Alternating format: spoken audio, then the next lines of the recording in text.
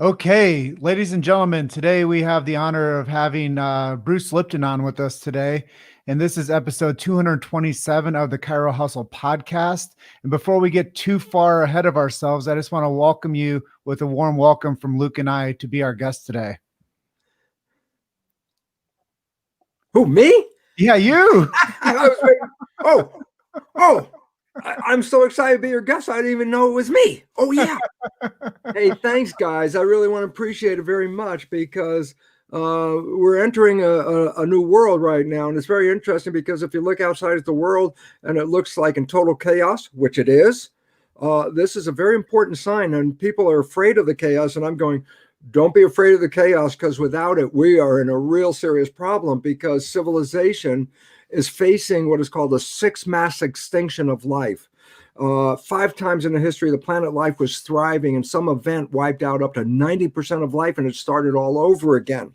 The last mass extinction, 66 million years ago, is when the dinosaurs were here, and a comet hit near Mexico, upended the ecosystem, not only losing the dinosaurs, but almost all of life, and it started all over again. And here we are today. And today, science has actually recognized, not today, recognized 15 years ago, that civilization has so negatively impacted the environment that we are causing our own extinction. I mean, just to give you guys a story, like, I don't know if you were born in 1970, but 78. What's that? 1978. Okay. Well, before you were born, the World Wildlife Foundation took a survey of how many animals are on this planet.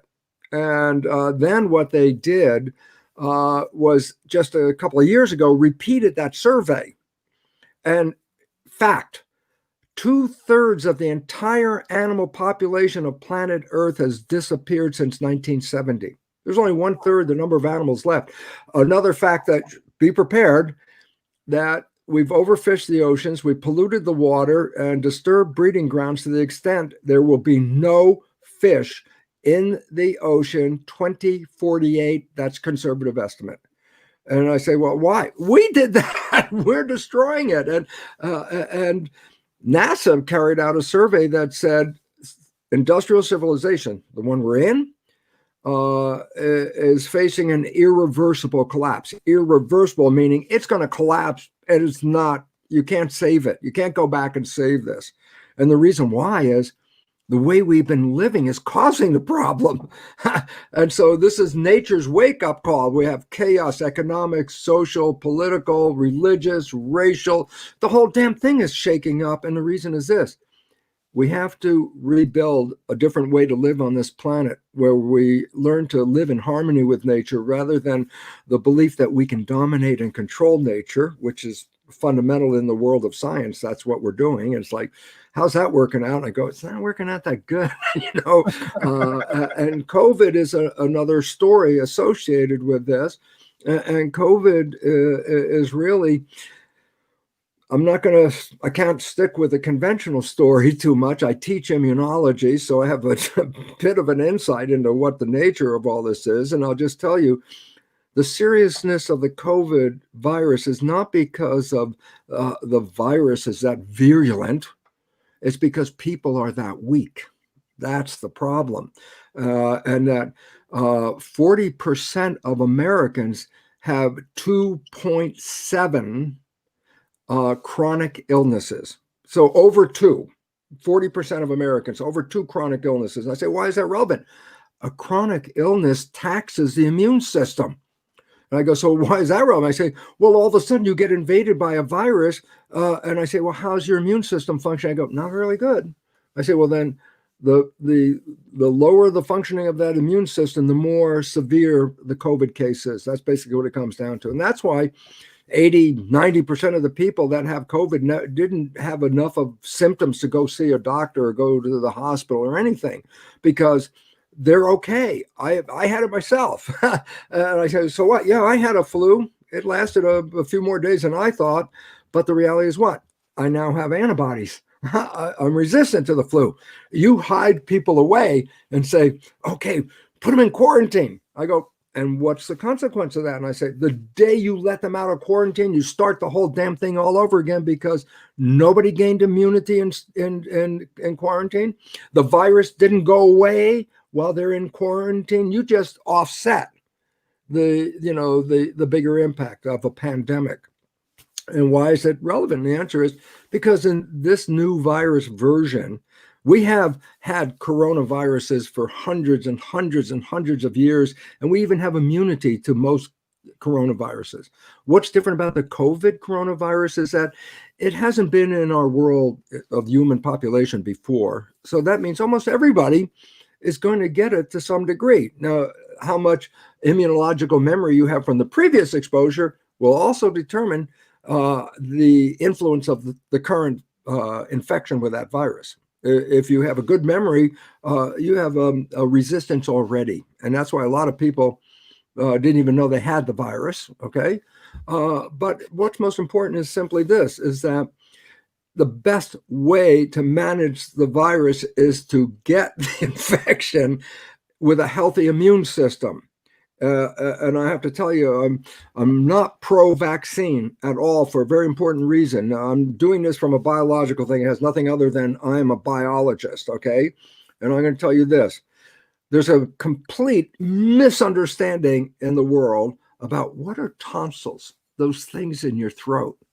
If you look in the books, most people say, oh, tonsils are there to protect you from stuff that comes in your mouth, your nose, through your eyes or ears, the openings.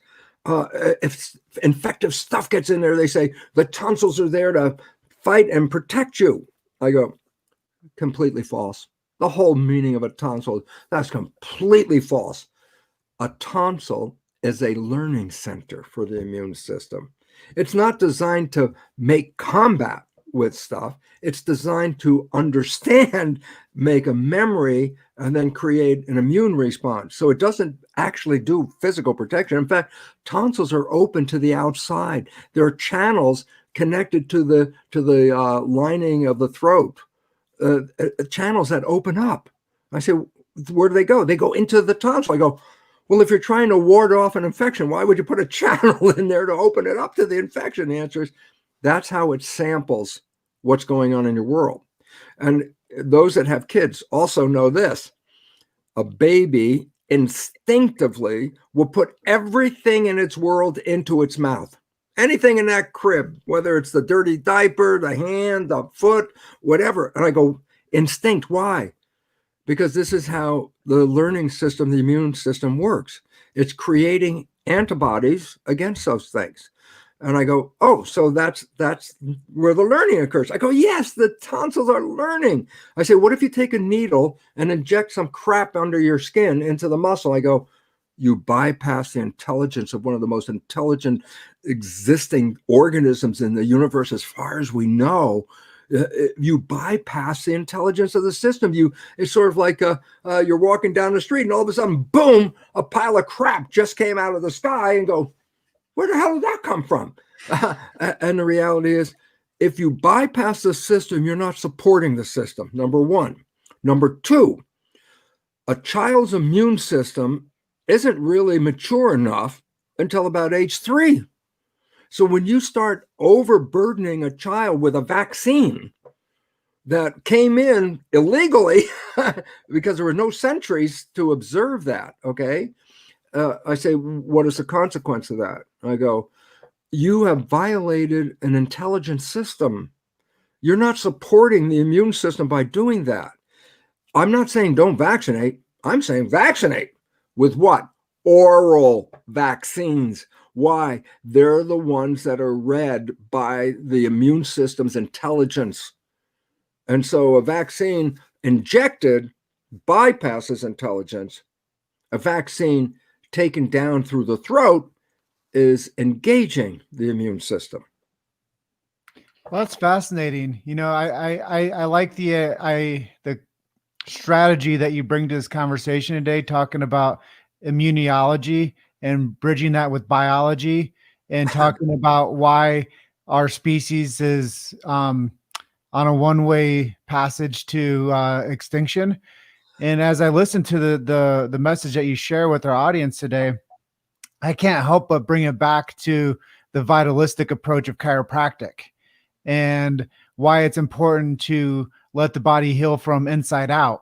And when you're talking about these tonsils and these adenoids and how the body actually builds up a defense mechanism towards sickness and disease and infirmary, I think that when we're talking about the bigger idea of chiropractic, there was a real reason why you got into this healing art when Yeah. you did, and you started to work with Life West and Palmer, and then went over to New Zealand. So maybe you could just share with us a little bit about how you actually started to take your biology mind and bring it into the healing art of chiropractic. Okay. Well, here's the story of how it unfolded. I used to be a professor in a medical school, University of Wisconsin School of Medicine, teaching cell biology, histology, some embryology to medical students, okay, with a curriculum that was predetermined before I got there. And that curriculum dealt with the fact that genes control life, okay? And I say, what is the consequence of that curriculum? Let's just bring that right up because this is really critical. If you took that natural curriculum that genes control life, then what you've done is disempowered the public. I go, what do you mean? I go, well, the fact is this: knowledge is power. A lack of knowledge is a lack of power. When you program people to believe that genes turn on and off and control your biology and your life, you are disempowering people for a couple of reasons. Number one, as far as we know, you didn't pick the genes you came with. If you don't like the genes of the characters you got, you can't change those genes. And then in school, we're teaching, hey, those genes turn on and off by themselves, independent of you. And all of a sudden, it's like, oh my God, we're teaching victimization. You're a victim of your heredity. Oh my God, there's cancer running in my family. Oh my God, Alzheimer's in my family. I go, and I say, well, what's the problem with that? Because there's a perception now that I'm a victim. I go, so what? I say, what biology was I doing back 53 years ago? That's older than you guys.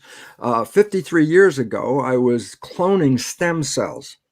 53 years ago, there wasn't more than a handful of people in the entire world that even knew what the hell a stem cell was. And I not only was working with them, I was cloning them. And my research, you put one cell in a dish by itself, it divides every 10 hours. After a week, I got 30,000 cells in the dish. It's called cloning. I say, what does it represent? It says all 30,000 cells are genetically identical copies of the original cell. So they're all genetically identical. Okay, that's the start of the experiment. I said, but what is the experiment? I say, I create growth medium to grow the cells in. I said, what is growth medium? I say, that's a laboratory version of blood.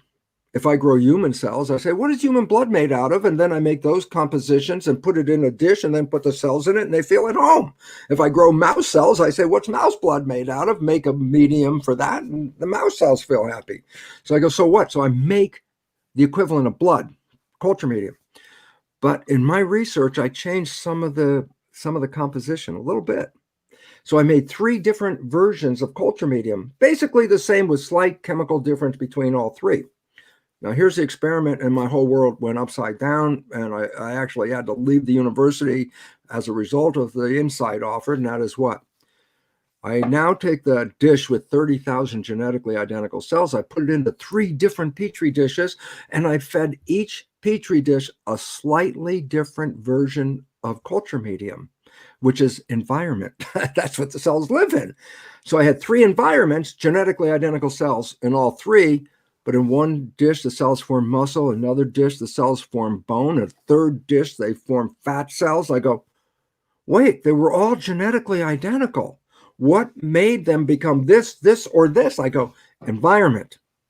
I go, and especially culture medium environment, which is the equivalent of blood. Now you go, so what does that mean? I say, the genes did not control the expression of the cells. The environment controlled the expression of the cells. And I go, whoa, this is completely different. I say, why? Because I can control the environment. And if I can control the environment, then by definition, I can control my genes. And all of a sudden, it's like, oh my God, we're not victims of our genetics. We are creators of our genetics.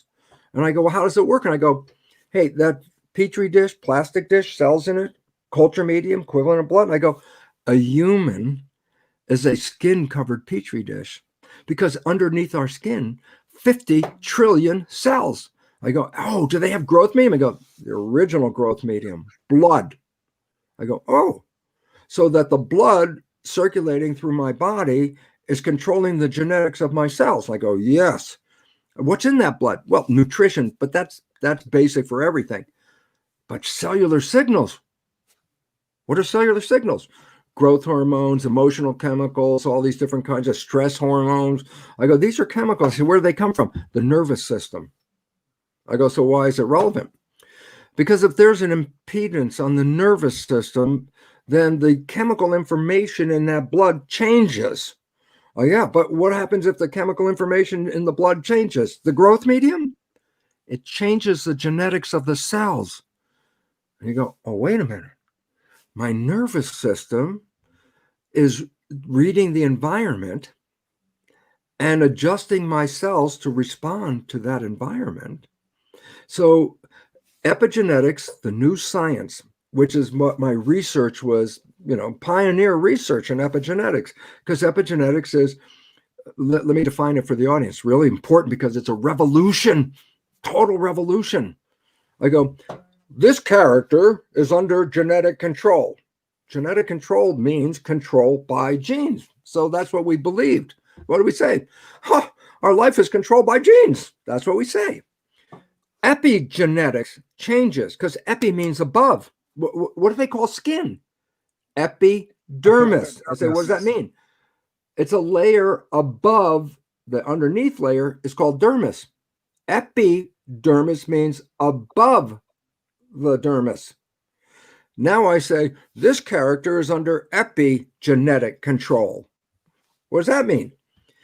Epi means above. So epigenetic control translates as control above the genes. The control's not in the genes. Never was. We believed it, but it's false. Why? A gene is a blueprint. Go into an architect's office and she's working on a blueprint. And you lean over her shoulder and you go, is your blueprint on or off? And she'd look at you, wait, you're crazy? It's a blueprint. There's no on and off. And I go, precisely. A gene is a blueprint. It has no ability to turn itself on and off. It can be read or not read, but the gene does never determines that reading. It's the nervous system.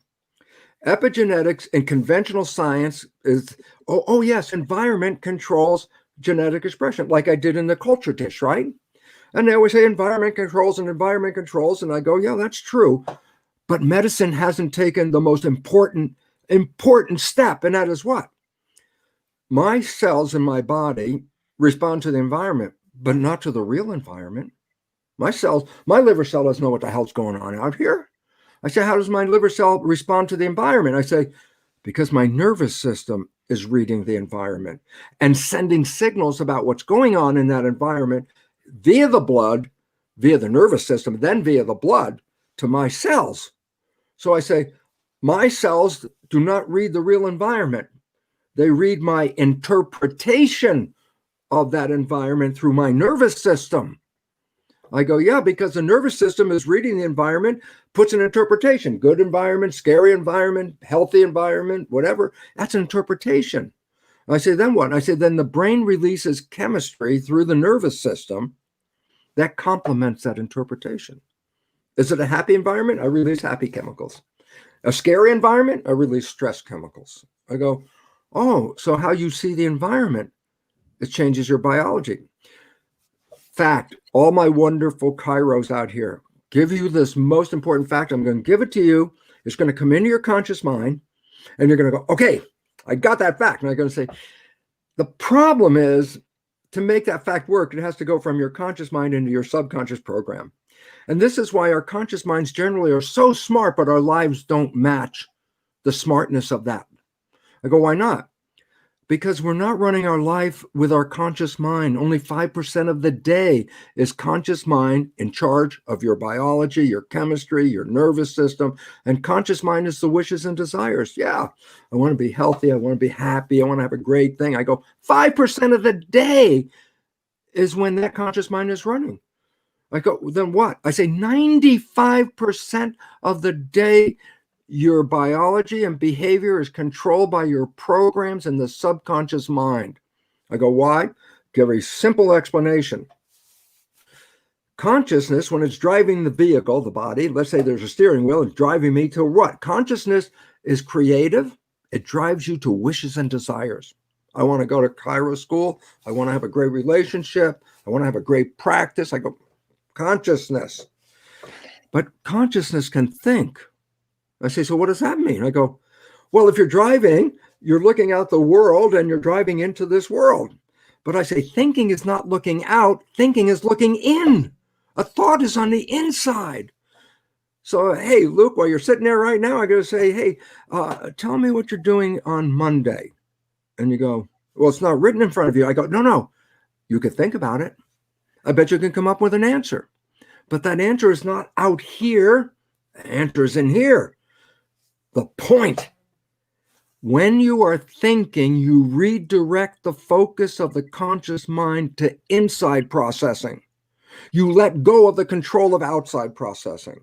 I say outside processing, well, hey, what if you're driving a car and you're thinking, does that mean the whole thing goes to hell? I go, no. Subconscious is autopilot. Whenever consciousness is not paying attention, subconscious autopilot steps in and will take care of the vehicle. And I go, so what does that mean? I say, it's subconscious. It's an autopilot. You don't see that behavior when it's playing. I say, why not? Because your conscious mind is not looking out the window. It's looking inside. And I say, so what the behavior is coming out? You don't see it. I go, well, is it good behavior or bad behavior? I go, what was your program? In that first 7 years of life where we get programmed. Did you get programmed with empowerment or did you get programmed by who do you think you are? You're not that smart. You're not that whatever. You're not this. You're not that. Those are programs. If you run a life from those negative programs, then you have a negative life experience. And so the reality becomes very important. Are you creating your life? Answer is yes. But are you creating with a conscious mind, which is wishes and desires? Or are you creating your life with your subconscious mind, which is just programs? Okay. And the answer is, unfortunately, 95% of the life comes from programs.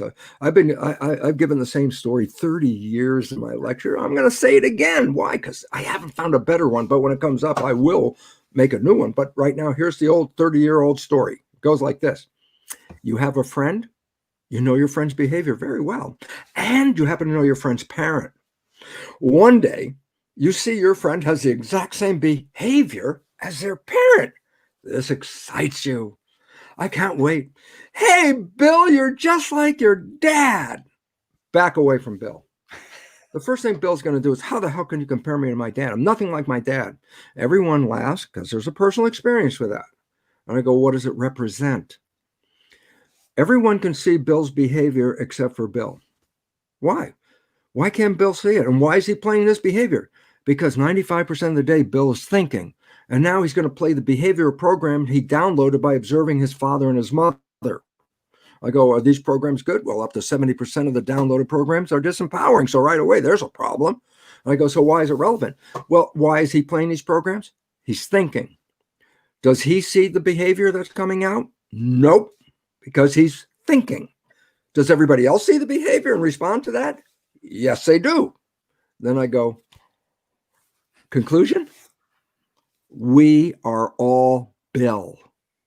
Every one of us, every day, are playing programs that most of which, when downloaded from our parents and our family and community, were very disempowering programs. I'll give you one we just talked about. Program.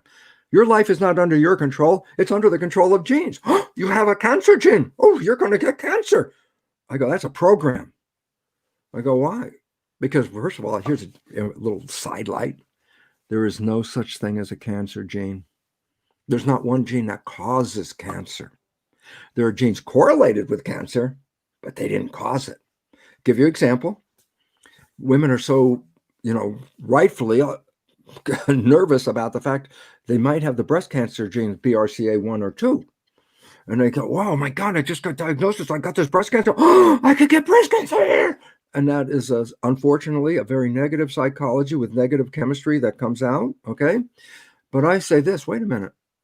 only 50% of the women that carry that gene ever get a cancer. I say, what does that mean? Fundamental. Possession of the gene does not cause cancer. Living out of harmony will activate an oncogene, but the oncogene itself did not activate. So the idea that genes cause cancer, that's a phony statement. That's not even real. Genes can't turn on and off and cause cancer unless you turn them on and off. And all of a sudden, uh-oh, personal responsibility. Geez, that's a bitch to teach people.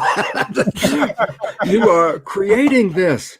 But you're not creating it with your wishes and desires conscious mind. You're creating it with your program. So, for example, they looked at what the fate of a child was if it was adopted into a family where there was cancer running in that family. And they found that the adopted baby will grow up and get the same family cancer as any of the natural siblings. I go, wait, the adopted baby has totally different genetics. Didn't even come from that family. So what the hell was making the cancer? And the answer was that first 7 years of programming, if it's not in harmony and not supporting you and disempowering you, makes you a victim. I go, you mean the first 7 years controls our life? Secret. For 400 years, the Jesuits have told their followers, give me a child for the first 7 years and I will show you the man. People didn't understand what the hell they were saying. What were they saying? If I make your programs for the first 7 years, 95% of your life is going to be those programs. And all of a sudden I go, you mean for 400 years people knew they could control your life with their program? I go, yeah. You think that disappeared? I say, no, they're programming people better today. If you've ever seen an infant who could hardly walk carrying around an iPad, you will see what I'm talking about.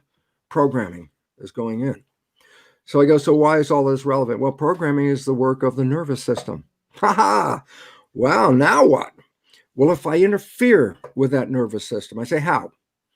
Trauma? Yeah, I fall off the curb, wrench my spine. Guess what? I've interfered with the flow of the information that was coordinating my biology. Okay, that's a problem. Okay. Toxins. Yeah. If you put toxins in the system, you're going to interfere with the signal that's being energetically carried by these chemicals. Okay. And the most powerful influence is thought. And I go, wait a minute. That's D.D. Palmer, 1895. The cause of subluxation is due to Thoughts. 3 T's. 3 T's. Trauma, toxin, thought. 100% right. 100% right. 1895. 100% right. And I go, so why is it relevant? Because while chiropractors, especially mechanical chiropractors, try to directly deal with pushing the things around like it's a physical machine, and that if they move these things around, they're going to fix something. I go, no, it's an energy field. You have to adjust the energy field. Now, vitalistic chiropractors, without even knowing that they're doing this, are what? Hands-on healing. This was the healing that occurred thousands of years before medical school ever showed up. Hands-on healing was the way that people got healed. I said, how does that do it? And I go, it's not the hands. It's the energy from the mind that is being broadcast. And so when a chiropractor is doing an adjustment, it's the consciousness of the chiropractic that's doing the healing. I go, so why is that relevant? So if we have a number of chiropractors out there that have been practicing for a while, they'll know one thing. You can have a wonderful day every day when you go in and you adjust people. And then all of a sudden there's one day where it doesn't work for crap. It's like, oh my God, a whole bunch of bad adjustments. I don't know what the hell happened. I forget how to adjust? No. If you didn't go in with harmony on your side, then your energy field is not going to boost the energy field of the patient or whatever you want to call them. Okay. I go, why is it relevant? Why do they come to you? Because their energy fields are altered. And that energy alteration is altering their biology, because biology is controlled by this energy field. And I say, so why would they come to a chiropractor? And the answer is this. Well, everyone focuses that I did the adjustment, this adjustment, that adjustment, toggle, whatever the hell you want to go to. Was it the physical adjustment? And I go, no. It was your energy and you touching them, hands-on healing. If you go into the office and your energy is not up, then when you touch people, you may not be helping them at all. And that's the difference when people go in. I mean, they could be very successful every day, and then all of a sudden, one day out of the blue, it's just like, oh, didn't even work. I go, where were you that day? Not where were the patient? Where were you that day? And so this gives some very important, necessary insight to chiropractors. There's an old phrase that works in here. Physician, heal thyself. What? If you're not healthy, how can you imprint healthy into a patient? You're touching them. You're putting your energy in. If you're out of balance, the energy you just put in is not going to be that good for your patient. Okay. So I've said this for a long time. What's that? I've said this for a long time to chiropractors, that if you have money problems, your adjustments are going to lack value. If you have relationship problems, then your adjustments are going to suffer the relationship with the enmeshment of the bond with you and the person you're giving care to. So you have to have all aspects in harmony. The body, the balance, and the business. It all has to be in one smooth surface. Otherwise, there's going to be fractions inside of the practice. And that's why chiropractors need to listen to what you're saying about the biology of the environment, but the environment's the one inside of it, the practitioner as well. So the environment's twofold: the environment inside of that practice, but also the environment inside of the practitioner. So that 100%. Biology of the environment's so spot on. Exactly what it's all about, you know, and it's so interesting. So going back to the original question about 2 days ago, the question was, how did I get there? The answer was, well, I was at the University of Wisconsin when I originally did this research. My colleagues dissed my research because they said, hey, genes, everything was genes. And I'm going, it's not the genes. Well, I was the only guy and everybody else was genes. I didn't fit anymore. I had tenure at the medical school. I walked out the door. I said, fine, I'm not going to go in that classroom and teach victimization, because the new research is not victimization, it's empowerment. I go, what do you mean? I said, the new research says your thoughts and your environment are controlling your biology. And if you understand that, then you are the one that's controlling your biology, not the genes. Didn't fare very well at University of Wisconsin, but I got picked up at Stanford in California, Stanford Medical School, preeminent of all schools, you know, and they brought me in because I challenged them with this belief. But in a very short time, my cell culture research changed the belief of all those people around me that saw this every day and said, wait, this is real. Something's going on here. They saw epigenetics before epigenetics became official, 1990. That's when it became official. I was already there 28 years before, already doing this stuff. But then I showed them at Stanford. And then I started talking, in a lecture about, hey, this new biology, nervous system, consciousness, all this, controlling genetics. And then I get a call from Life West, Pat Gaiman, who was Dean of Basic Sciences, said, Bruce, why don't you come to chiropractic and give us your lecture? And I go, I don't know nothing about chiropractic. I'm teaching in a medical school. Not that I had any contact with chiropractic, okay? But she said to me, the points that you're talking about are fundamental to chiropractic. I go, okay. So before going, I read the 1895 handbook from D.D. Palmer. And I go, oh my God, this guy was into the quantum physics. They didn't have a name for it, but this is all about consciousness, tone, vibration. I go, that's quantum physics. So I thought, I'm going to go and give that lecture. I got all excited because I'm going to say, I'm going to connect for you what D.D. Palmer knew. So I start going over the lecture about this. And then all of a sudden, there's a lot of noise in the classroom. They're all blah, blah, blah, blah, blah, blah. And I go, what's going on? And they go, this is not what we're being taught. I said, what are you being taught? He said, B.J. Palmer. And I said, oh, no. He was very essential, because what he did was take what would have been a spiritual science and gave it a foundation that the public could accept as a physical science. But you threw out the philosophy. And the philosophy was, this is energy, vibration, and tone. And this is all what it's about. All of that is, by definition, quantum physics. It has nothing to do with physical chemistry at that point. And I started to say, you let go of D.D. Palmer, you let go of the truth of what chiropractic is all about. It's an energy healing system, and it's non-invasive. That is the most important characteristic to it. Keep your hands out of this machine. It is more complicated. The most powerful, intelligent system on the universe, as far as we know, is a human body and a human brain. And that when we think we know how we're going to control that, it's like, oh boy, a little knowledge is a very dangerous thing. And that is why a fact, and I'm not saying this just for saying it, I'm saying because a fact, in 2001, Barbara Starfield, MD, in the Journal of the American Medical Association, wrote an article and revealed that allopathic conventional medicine is the third leading cause of death in the United States.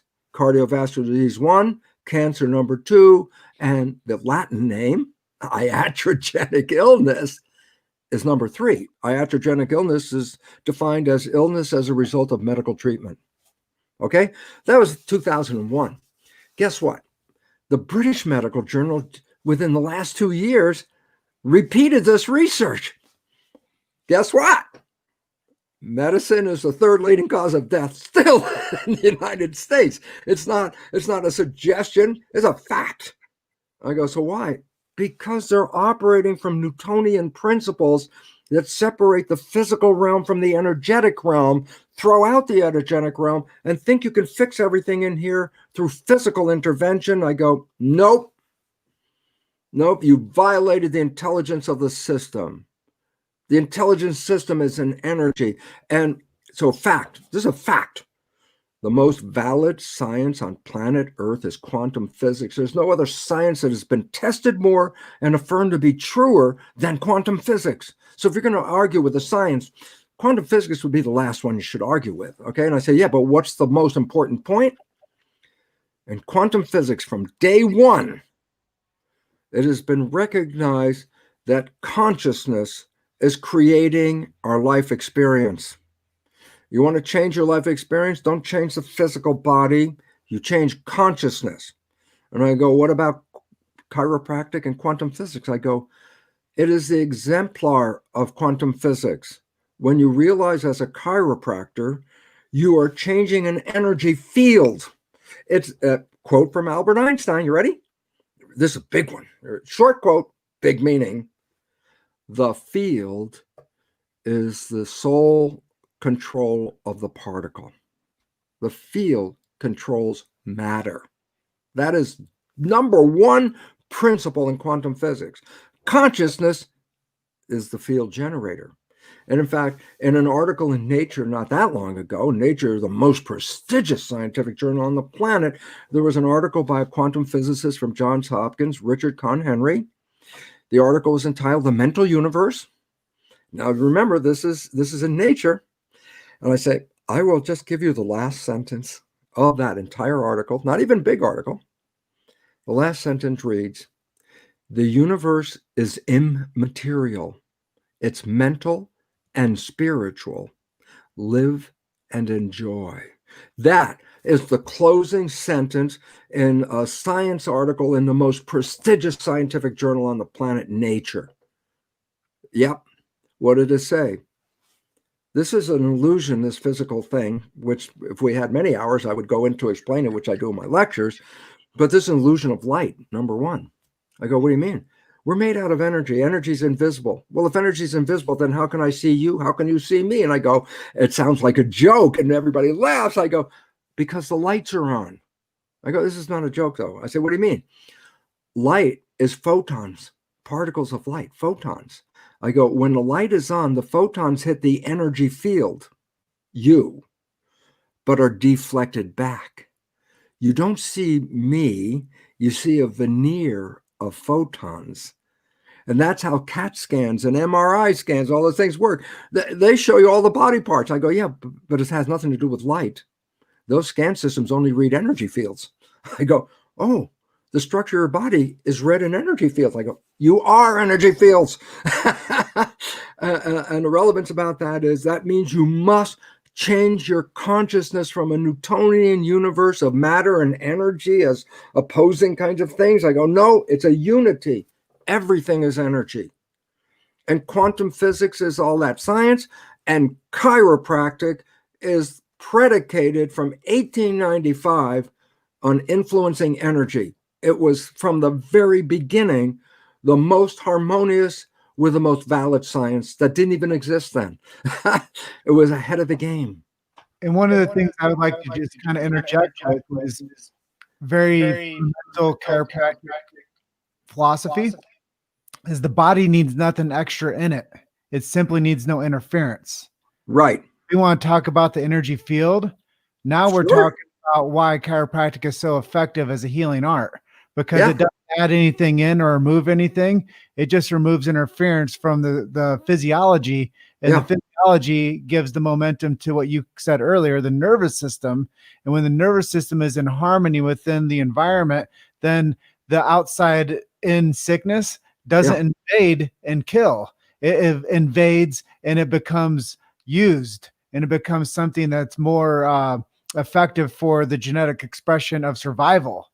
And that's why what you're talking about with this dynamics of human expression and with the dynamics of science and with the dynamics of biology, it all goes back to the human expression of removing the subluxation. When you remove the subluxation, the body is able to live in harmony within the environment that's created, and then it can fight off anything that invades it, because it is a true form of healing, and healing is from within. Like they always say, the number one doctor is the one within the body. It's not the one that's going to prescribe something to you. Well, let me give you a fact that so it starts off with this fact. You ready? Less than 1% of disease is connected to genes. Less than 1%.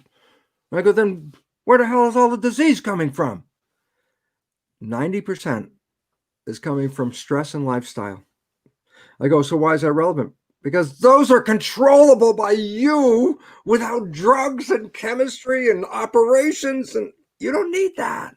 I go, so what do you want to do? You want to bring the energy into harmony. I say, well, what does that mean? I say, what is energy? Well, you can't see it, it's invisible, but I can tell you what it would physically look like, and that is drop a rock into a pond. And when you drop it into the pond, the energy from the falling rock is translated into the water as a force. And that force is what shapes ripples. So the energy is a force that has a wave to it. That's why the ripples form. Okay. So I go, the higher the amplitude of the wave, okay, the more powerful that energy. In other words, you throw a pebble into the pond, you get a little tiny wave. You throw a rock into the pond, you get a big wave. What is it? The amount of energy is the determining factor of the height of the wave. So I go, okay. I say, what does that mean? I say, life is energy. Well, we've always been saying that all the time. No energy, no life. That's a fact. Well, now it becomes a little more important because life and the universe and everything is energy. I go, so I say, where's your energy level? I say, if you have a very flat energy level, you have a very flat life. I go, so what causes this flat energy level? I say, interference of energies that are not supporting you. Go, interference. I go, okay, wait. Now we come back. I say, I dropped a rock in the pond. I made ripples and it radiated out. I say, what if I drop two rocks in the pond at the same time and the ripples start coming toward each other? When the energy interacts and they're in harmony, and this is the point I'm going to try to make. So let's visualize a picture. I drop two rocks exactly the same size, mass, from the exact same height.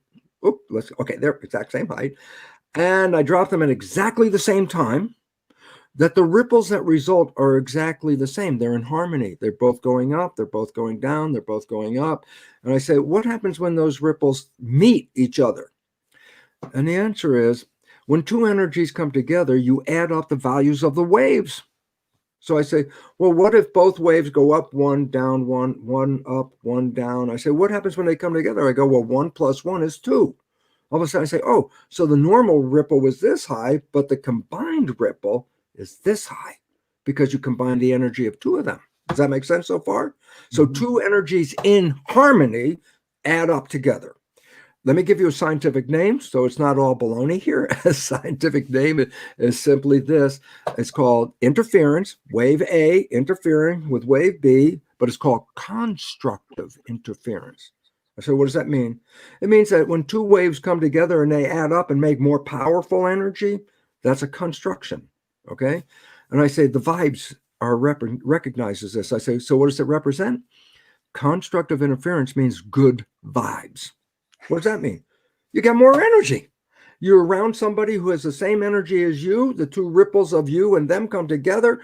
Good vibes. You get excited. You're around them. Okay. Now here's a little slightly different story, the other extreme. Two rocks. I drop one first. Then I drop the other. I go, what's the difference? Well, this ripple is going up. This ripple is going down. Okay. So I say, and as this one is going down, this one is going up. I said, wait, they're out of phase. They're not in phase. When one's at the bottom, the other's at the top. And then they switch. Okay. Well, they're interfering, but is it called constructive? And the answer is, well, remember, the value is add up the value of the waves. So I said they went up one, they went down one. So it's plus one, minus one. Okay. So a wave is plus one, minus one, plus one, minus one. Okay. I said, what if two waves out of phase come together? I say, well, one wave is at plus one, the other wave is at minus one. I say, you still add up the values of the energy, plus one, minus one, zero. It's interference. Is it constructive? It's called destructive interference. Two energies can come together and cancel each other out if they're not in harmony. We also refer to it as bad vibes. And I say, why is it relevant? Because vibration is the language of all organisms, including humans. Only humans have developed really verbal language. A snail communicates with other things. There's no language. How does it communicate? Vibration. Every organism communicates by vibration. I say, so why is it relevant? Well, if we stop using thinking and just read vibration and someone comes into your field, you're going to either feel more energy because they're in your field, good vibes, or you're going to feel less energy, bad vibes. I go, that is what all organisms use as a compass to read where they should be in life. Always go for high energy. A patient comes in with low vibration. Why do they come into your office? You're a healer. I say, yeah, but what are you going to heal? Chemicals? Screw the chemicals. No, I'm going to add vibration. I say, so what's important? That's what we talked about. If the vibration of the healer is high, then interference, when the patient comes in and interferes, guess what? It causes the patient to experience constructive interference, good vibes, enhanced health. And all of a sudden you go, oh, this is all physics. I go, it's 100% physics. That's all there is physics. And I go, so why is it relevant? And it still comes back to the fact, do I need to put my hands in your system to fix your biology? I go, very rarely, very rarely. That the healing is starting because consciousness, article in journal Nature, consciousness and spirit, mind and spirit are creating this. And they're energy sources, not chemical physical sources. They cause the release of chemistry. That's down the cascade. But they're the start of the cascade. So I say, so the significance is, if I come in with a problem, do I need to open you up and mess with your chemistry and adjust all these things? Well, reductionistic biology shows, yes, everything's a cascade. This causes this causes that, this causes that, this. And then you say, well, I'll fix this piece or I'll fix this piece. I go, you're fixing down line, man. The problem didn't start down line. The problem started up here. And I say, yeah, but up here gets the down line. How? Nervous system.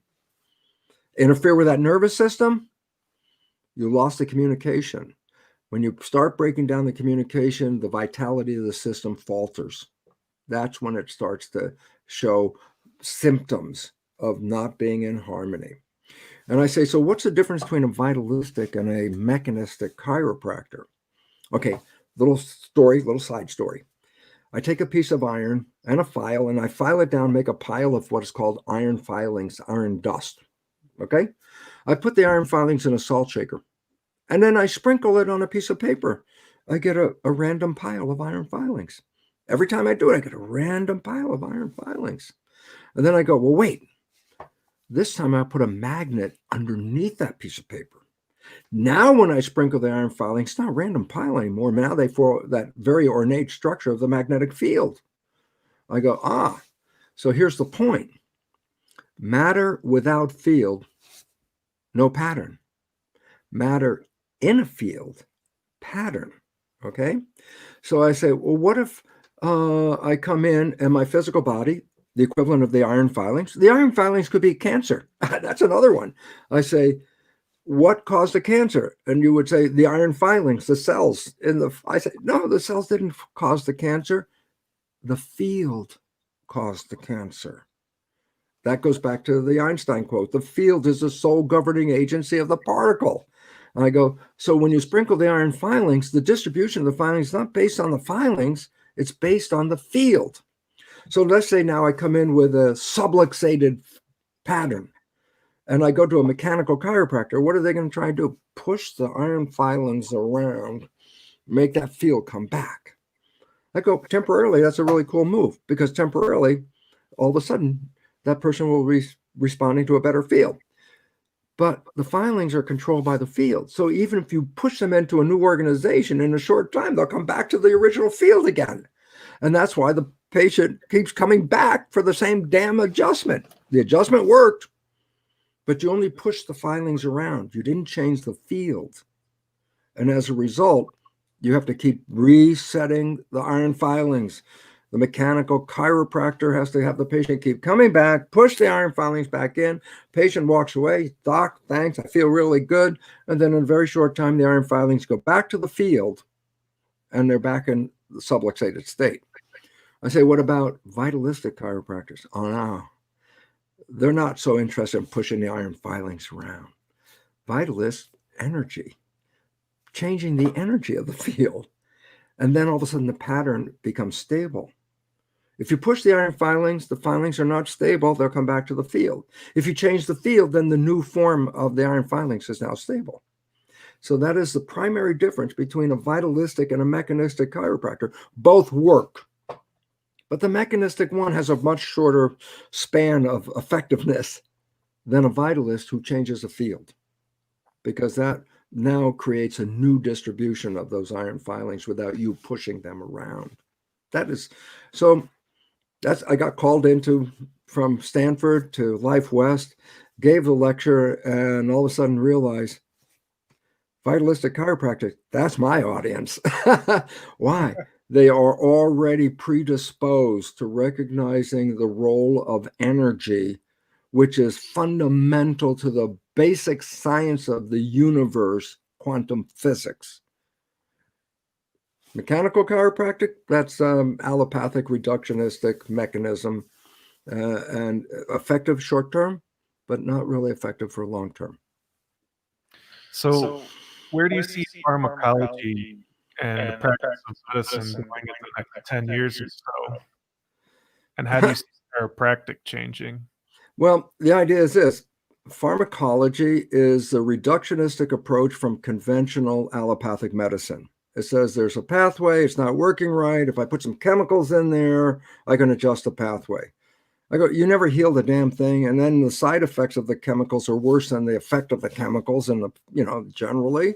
And I go, so what's the use of it? I say, you built a science of healing on putting in chemicals? The system isn't designed on chemicals, it's designed on energy. This is why 300,000 people die from prescription drugs in the USA. I go, wow, 300,000 people. I go, they have a war on illegal drugs. 30, 40,000 people die from illegal drugs. We got a war on illegal drugs. 300,000 people die from prescription drugs. It's like, well, that's the cost of doing medicine. That's what they say. I go, wow, that's a hell of an expensive cost to do allopathic medicine. Pharmaceutical company is not here to help us. That's like the friendly banker idea. A banker is only friendly if you don't need them. You got a lot of money, they're your friends. You go in there because you want money, they're not your friends, okay? Pharmaceutical company is not your friend. Pharmaceutical company is a corporation whose business is to make money at the expense of who? The patient. And all those side effects is a euphemism because the truth is they're called direct effects. A drug has direct effects. The side effects that was because they intended the drug to do this, but there's other things happened, and that's not our intention. So that was a side effect. That's not a side effect. It's a direct effect from taking a damn drug. Statins. Holy crap. Statins. Out of 100 people that take that drug, 3 people will have a positive effect. So 97% of the people that take statin have no positive effect from that drug. Only the most extreme people that are closest to heart attack will have an effect from a statin. 97% of people have no positive effect. But, you ready? I think it's 25 to 28% of people taking statins have very negative side effects. So it helps 3 people and hurts 25 to 28 people. It's like, do they care? Hell no. They're just going to try and get more people to take statins because every time they lower the value of cholesterol, that it's got to be a little bit lower. That's another 1 million more prescriptions. Every 10 years, it's like, oh, that cholesterol level's a little too high. We should make it here. Oh, guess what? Your cholesterol level was high. Last week it wasn't. This week it is. Now you need statin. It's a destructive drug. And yet they market this like it's going to help people. And so many people buy it. And the only positive effect you can get from a statin, if you're not one of those 3 people, is because you believe it's going to make an effect, and that's called placebo. But itself, the statin drug is a toxic thing. I wouldn't even put anything like that in my system. The whole story is completely BS. That's belief system. And it's time for a change. And what's most important, you know what? It's interesting. Because I started teaching chiropractors back in like 1991 and 92. And it was always funny to find them feeling like they were second-class citizens because they were allopaths and then they were chiropractors. And I go, you got the whole damn thing upside down. You want healing, go to the chiropractor. You want side effects, you can go to the allopaths if you want to do that. And yet what the whole idea is, a consciousness. I go, so why is it relevant? Well, if you start as a chiropractor because I wanted to go to medical school, didn't get in, so I'll do chiropractic, you already created second-class consciousness. It's like, that's stupid. When chiropractic is a much more physical and biological and energetic way of healing than allopathic medicine. And so, I try the best I can to empower chiropractors, especially vitalists, because that is the most effective way of healing a body. Do not go under the skin. We don't have enough intelligence to deal with the higher intelligence that creates us. And so, to me, I left the allopathic community right after that, joined the chiropractic community as, hey, you guys are doing right, so let me encourage you. It was a lot easier than going in and saying, hey, you guys are doing wrong, let me fix you. Hell with that. Let's start working with one that works, vitalistic chiropractic. Well, our good friend Michelle Massa says, I am so blessed to have taken class with you as a student for CE at Life West. What I have learned from you is what I teach every day in my practice. Thank you. And I think that that's a direct correlation to your steadfastness with empowering people with the proper programming of education. Yes. Because people think that education is in a book. So many people think that education is in a classroom, but education is what you are actually able to emanate to somebody. And why somebody can say, this is a devotion I have to you, is to say this back to you. So I think that that's where we're at right now with this conversation, is where I want to take you next, is maybe to share with our audience some of your heroes might be and how you've come up with the path of your journey on life right now that you're on. And maybe someone that if you could take anybody from the history of time and sit and have coffee with for an hour, who would that be? Albert Einstein. He had it. He saw it. He created. He brought it down to reality. He talked about all those important things, such as the energy is the shaper of the realm we see as matter, which is an illusion. And he understood the nature of spirituality. He understood the nature of consciousness. And he put all this together. He was so spot on, you know? And then for our local audience, I would go back and say D.D. Palmer. Man, he saw it. He understood it. There was no science book that said anything that he was saying. It was early at that time. Somebody had to start, you know? And Didi, as I said, he was the one of the two.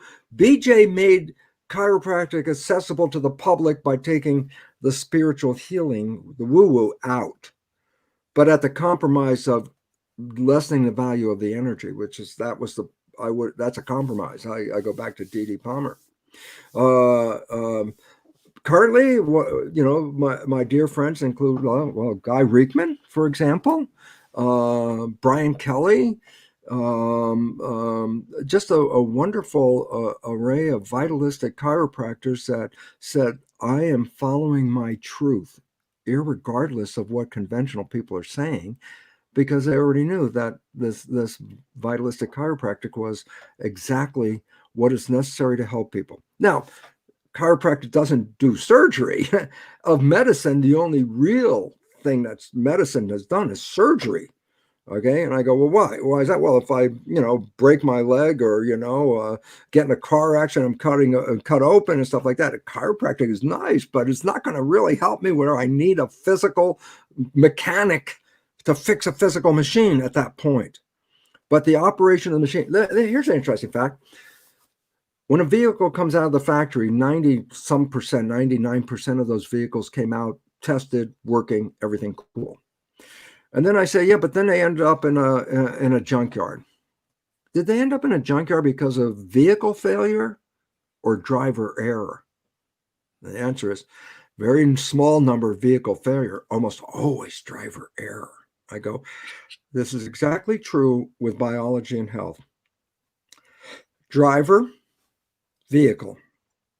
Point, you got good driver education, vehicle's going to last you a long time. It's going to run well. It's going to be taken care of. You get annual servicing, takes care of it, and all that. Okay. You have bad driver training. I'm a victim. I'll take pharmaceutical drugs and all that. Your vehicle's going to be in the junkyard long before anybody else's vehicle. And so the idea is very simply this, is that chiropractic is essential to understanding and could even be a little bit more effective if it was truly emphasized that there are ways to change that consciousness. It's not psychology, but it's actually called energy psychology, but it's not like cognitive psychology where I got to go back and find out who did what to me to make me the way I am. I just want to cancel that idea. That is the worst thing you could ever do, because that makes you go back to the original problem, relive the problem with so-and-so who did this to me. Now you're just, you're pushing the button, playing the program again. I go, there's an old saying, don't kill the messenger over the message. That means the messenger isn't the problem. He just gave you the message. So I say, the people that have interacted with us during those developmental years where we started to learn programs, those are messengers. What did you walk away? You didn't walk away with them. You walked away with a message.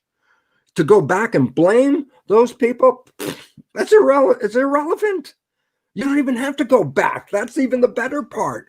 Your life, 95% of your life is coming from the subconscious programs.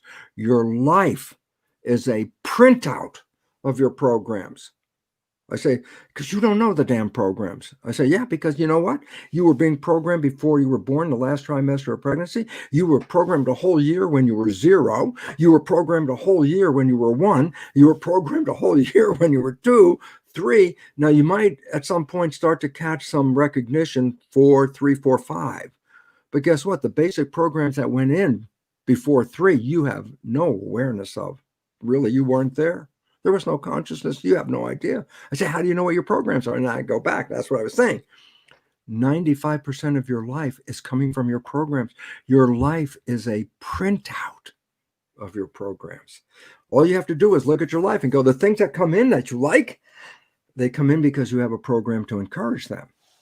But, and here's the one I want people to pay attention to. When you are trying to seek the things you want and you have to struggle, work hard, sweat over it, put a lot of effort in. I'm going to make this happen. Why are you struggling? The answer is fundamentally, your program doesn't support that. And you're going to try and use your conscious mind, the creative one. I'm going to work on it. I'm going to put effort on. I'm going to do all that to override a program that's running 95% of the day. And so it really becomes incumbent upon us to understand. So what are my programs? I say, look at your life. Wherever you're struggling, it's not the universe is stopping you from having that. You're struggling because your own program doesn't let you go there. Amen. So basically, do I need to see a psychologist and review my history? I say, no, you don't. You are living your program right now. Regardless of when you learned it, it's right now. So going back to say, this is how I learned it, I go, well, no, you're just replaying the same damn trauma you got the first time. You don't need to go back. You are your program. And that makes life easier. Because basically it says, so look at your life right now and say, what the things that you struggle with, it's not because the universe won't give it to you. You need to really go back and affect change in your program. And then things will manifest for you. So what does it mean for you to be in films like The Secret and to have such a massive YouTube following? What's that like? Well, the first thing, at least it offers me an audience that will listen to some of the stuff I'm talking about. I'm not solely into the whole secret. The whole secret is, hey, I wanted $1 million. I only made $40. You know, it's like, oh, I'm going to make $1 million. I say that. First of all, people have misunderstood the nature of the joy of life because they generally connect it to the material expression. When I get that new Maserati, I'm going to be the happiest guy in the world. I go, you can be happy without a Maserati. And all of a sudden I say, it's that emotion, the happiness, the joy, the gratitude of being alive. This is what enhances our vitality. But when you wake up going, oh God, I got to face this, and oh man, this isn't going to work. And I said, why do you want to even go outside your house? And all of a sudden your biology is saying, nope, let's don't go outside. Let's die. And in fact, longevity is totally based on your satisfaction with life. And this has a direct connection with something called telomeres, which are extensions of the chromosome. And telomeres are a character of the chromosomes that determine longevity. So telomeres are like the fountain of youth that you have built into you. And I don't know, let's see how much time we got. Ooh, we're over a little bit, but should I talk about telomeres or just leave it at that? You guys tell me. I think we have a couple more questions. I would like to just thank you for being our guest today, but I would also like to know that there's a lot of stuff that we didn't get a chance to discuss with you today. So maybe we could get a round 2 of Bruce Lipton on the Chiro Hustle podcast in the future. You guys are my advocates out there in the world of chiropractic. I'm with you. Cool. Well, I know we have 2 more questions that we'd like to ask before we jump off with you today. Yeah. How did you scale so quickly in your career? What was the catalyst for your success? You mean the original success with the cultured cells or the post success with changing my life? Which one? Good question. Well, if I can give some clarity to the question, please. From the point that you got into the chiropractic space to where you are today with such the following that you have. Yeah. How did I get there? Yeah. What was the catalyst behind it? I awoke to the fact that the disharmony in my life was not coming from the outside. The disharmony was coming from my programming as a child and the life experiences that those programs led to. And then at first, that's when I started to recognize, wait, my consciousness is creating this. I still had all these programs that were interfering with me.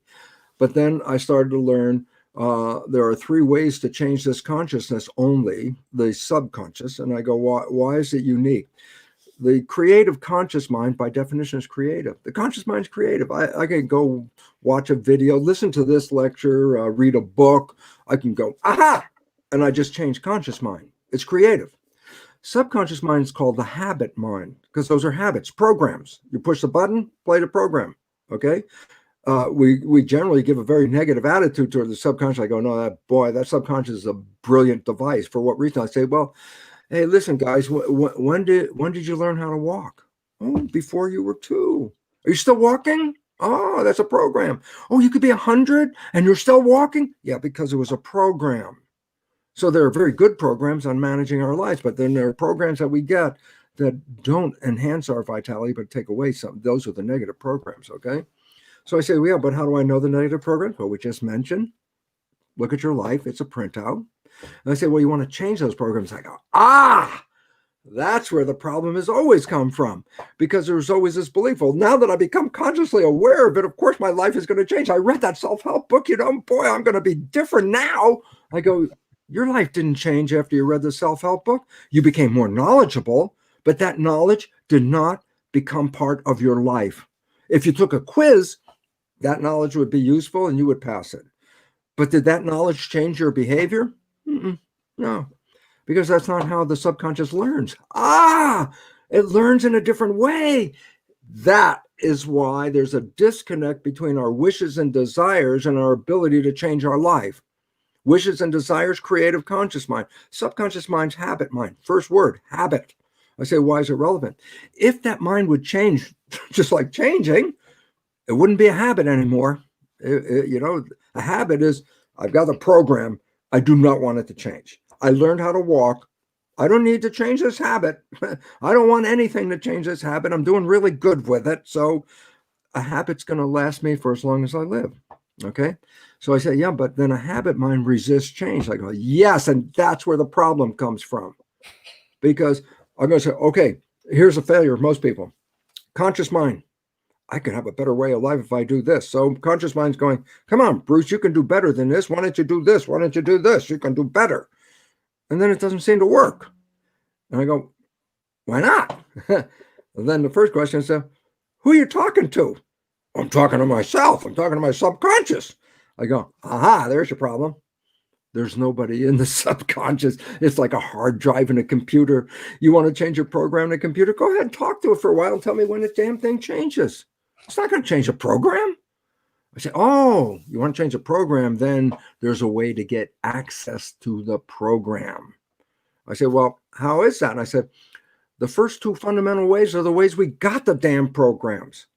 First program we got for 7 years was because our brain was operating at a EEG, electroencephalograph vibration, lower than consciousness. It's called theta. Theta is characterized as imagination. Children up to age 7 are primarily in theta. They can have an imaginary world mixed with a real world. A tea party. Let's pour nothing into the cup, drink the nothing, and exclaim how wonderful the tea was you just had. Theta, imagination. But theta is hypnosis. I say, so why is it relevant? I said, how do you think you learned the thousands of rules to be a member of a family and a community? You never read a book on it. And there are thousands of rules. I say, how'd you learn them? And the answer is, in theta, I just observed other people. That's a state of hypnosis. I downloaded their behavior. It becomes my program. So the first 7 years, your mind is open to download by like a video camera, observing your world, downloading what you see. That's where the programs come from. I say, yeah, that happens up to 7, but I still learn things after 7. I learned how to drive a car. I learned how to play an instrument. I learned how to do this. I go, and they become habits.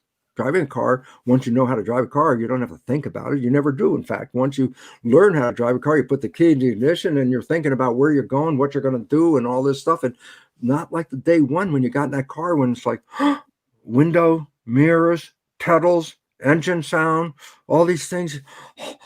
Okay, that was consciousness. Now you learn how to do it. You can drive the car with, most of the time you drive the car with no consciousness, subconscious. This is what you drive the car with. So I go, okay, so how did I learn that? Because I wasn't in hypnosis. I go, no, you learned it by repetition. That's what creates a habit. You repeat something and repeat something and repeat it like a religious expression. You got to repeat it and repeat it.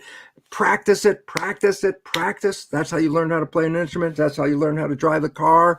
You had to practice. So it's not just like, I have a great idea. I think I'll make change. I go, that's nice. I'm not going to change a damn thing with that. I didn't change anything.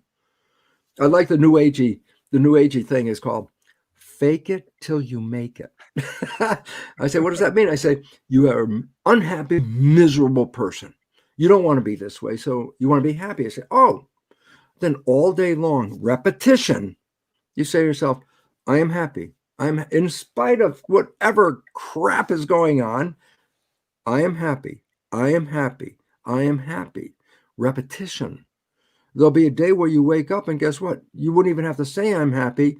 The program, once installed, requires no more effort. That's the beautiful part. It's only the beginning effort. Once the program is in, zero effort, because the program runs 95% of the day anyway.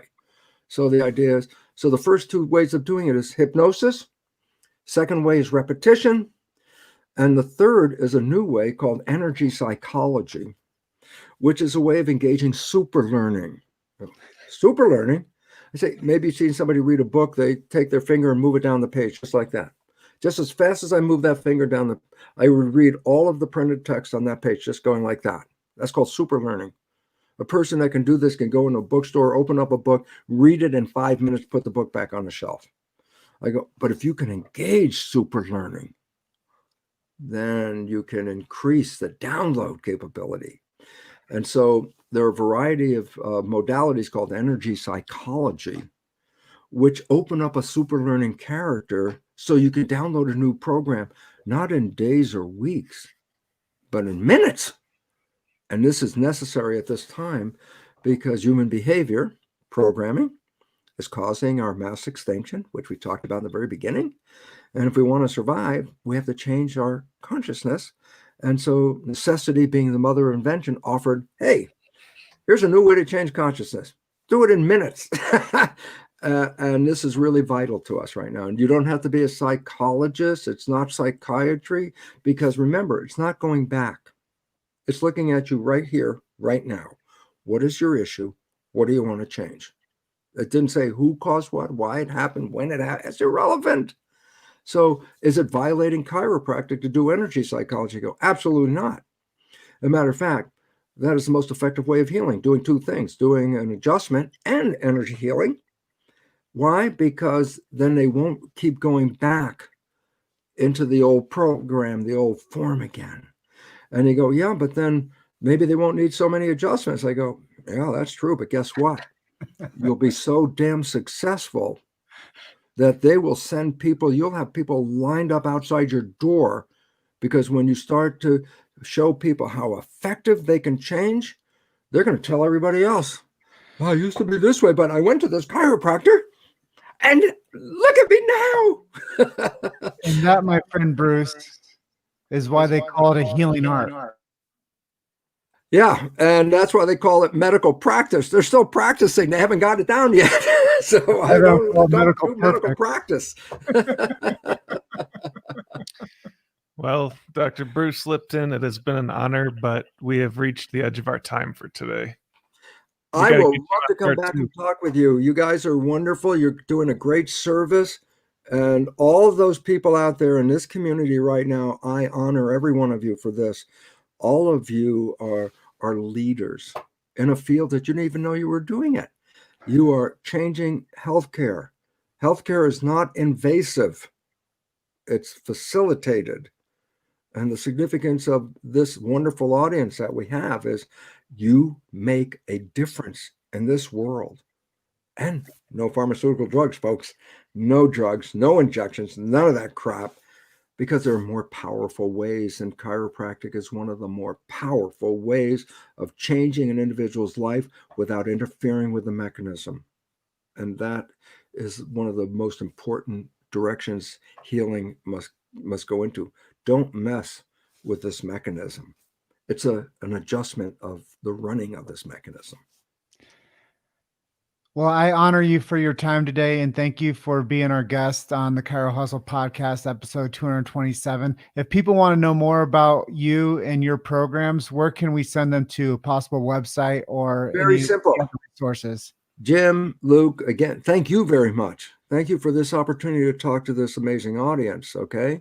And if you really want to get some information I'm talking about, my website is straightforward, brucelipton.com. And there are articles and videos and audios and blah, blah, blah, blah, blah, blah, blah, free download to get you into this new insight. Great.